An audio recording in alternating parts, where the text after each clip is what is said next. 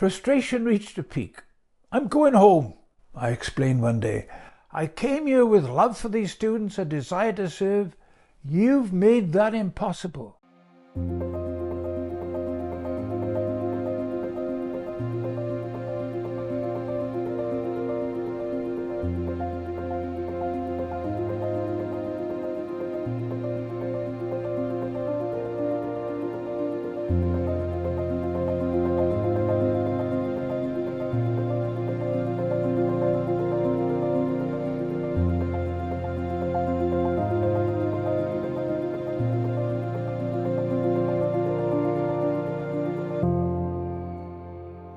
Hello friends, welcome to the final episode of Doc Wales Diaries. It's been an extraordinary journey and a deep privilege to have you walk with me through people, places and moments that have shaped my life of service, medicine and mission.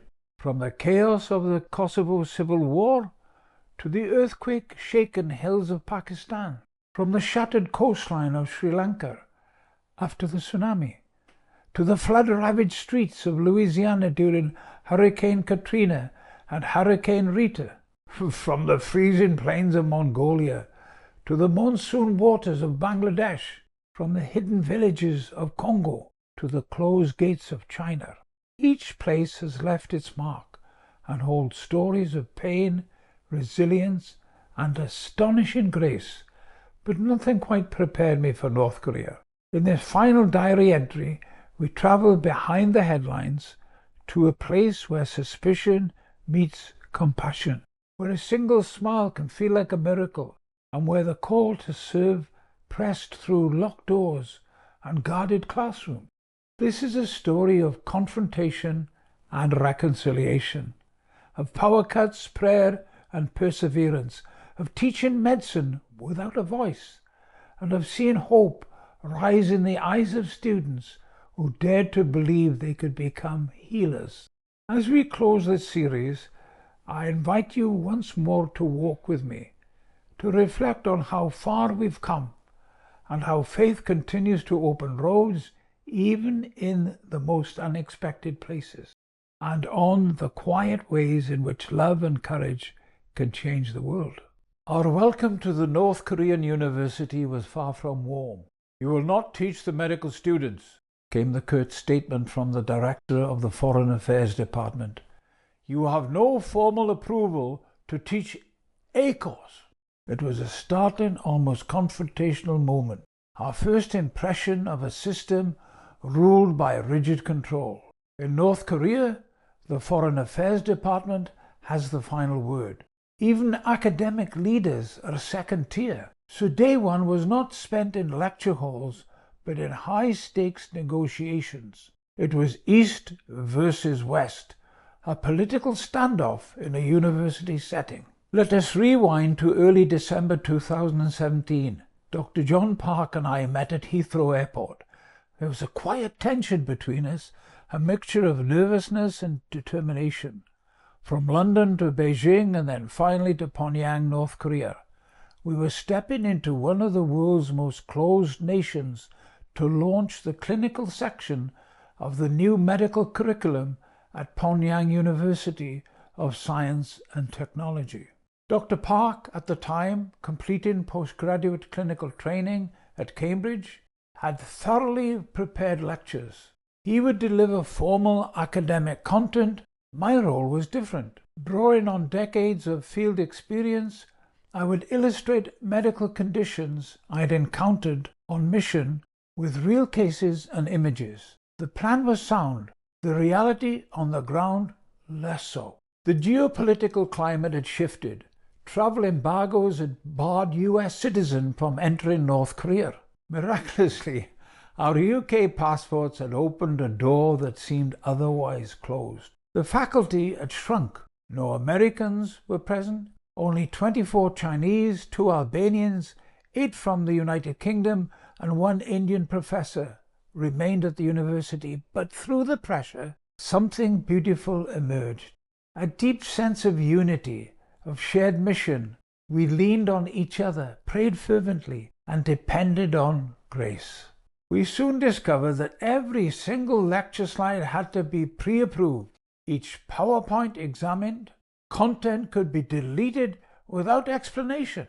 The internet was filtered, power cuts frequent, and private discussions rare. Everything we did was watched, filtered, or second-guessed. Frustration reached a peak. "I'm going home," I explained one day. "I came here with love for these students, a desire to serve. You've made that impossible." But Dr. Park, with gentle wisdom and quiet strength, calmed me. He reminded me of why we were there. With support from the post-academic leadership, I cooled down and remembered Ephesians chapter 4, verse 26. "Be angry, but do not sin. Do not let the sun go down on your anger." In time, our frustration bore fruit. A compromise was reached. A foreign affairs officer would monitor every class. Ironically, he spoke no English, he had no medical knowledge, and during the lectures, I often caught him dozing off. Despite restrictions, we began. 15 undergraduates, 8 medical and 4 dental postgraduate students, bright minds, hungry to learn. The differences between the groups required flexibility, but both were eager, respectful, and deeply committed. We introduced ourselves, our training, and why we became doctors. We emphasized that this was not about grades, but growth. We asked students to reflect, what makes a good doctor? And I introduced the idea of whole person care, treating not just the body, but also the mind and the spirit. Dr. Park later recalled, "When you spoke about the spirit, saying we all have a spirit, I was nervous. But I saw the students leaning in. One girl smiled and nodded. It was a holy moment." One of the English professors later shared something beautiful. The students had told her, "Now we have hope that we can be good doctors."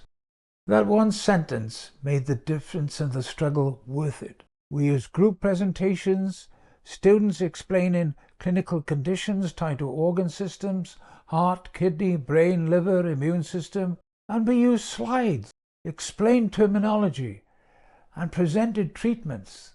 They cleaned the blackboards for us, bowed on entry and exit, and showed deep respect. Even when expressing themselves in English took courage and effort. Outside class, we shared meals. Soccer, not science, dominated dinner talk. The Brazilian coaches Isaias and Jefferson had recently visited, and their buzz of their arrival hadn't worn off. Sadly, the COVID-19 pandemic and continued political restrictions have brought the university's work almost to a halt, but I believe the seeds planted remain. There is a bright future for PUST and for those young students who dared to dream. Unfortunately, this marks the final episode of this season of Doc Wales Diaries. As I reflect, I remember Carol Bucell, the senior nurse who first encouraged me with words from Jeremiah 29 verse 11. "For I know the plans I have for you, declares the Lord, plans to prosper you and not to harm you, plans to give you a hope and a future." I also recall the wisdom of Dr. Christy Wilson, who taught me that medicine can be a vehicle, not just for healing bodies, but for expressing the love of Christ to the world. And of course, I remember that special corner at Hanover Chapel, Llanover, Wales, where my journey to China and Korea first began, following the footsteps of Welsh missionary Robert Jermaine Thomas. To my long-suffering family, thank you. You endured, and now you see me, now you don't, husband, father, and grandfather.